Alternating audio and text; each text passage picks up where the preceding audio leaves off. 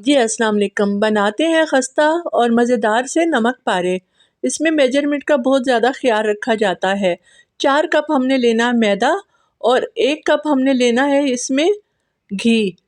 इसमें ऑयल नहीं जाएगा, घी डालेंगे। अब डालेंगे ज़ीरा और अजवाइन, नमक हस्बे ज़ायका वो आपने डालना है। हाथों से अच्छी तरह करेंगे मिक्स। अच्छे से मिक्स करने के बाद थोड़ा थोड़ा पानी डाल के हमने गूंद लेना है। अच्छे से एक सख्त सी डो बना लेनी है। उसके बाद हमने इसके पेड़े बना के रख लेने हैं। 10 मिनट हम रेस्ट देंगे। अच्छे से हमने फिर बेल लेना है। एक मीडियम साइज़ की रोटी कट कर लेंगे नमक पारों की शक्ल के।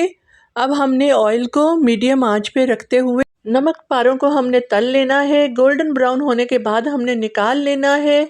देखें किस तरह खस्ता से नमक पारे हो गए रेडी। चाट मसाले के साथ आप सर्व करेंगे। इंजॉय करें। अल्लाह हाफिज़।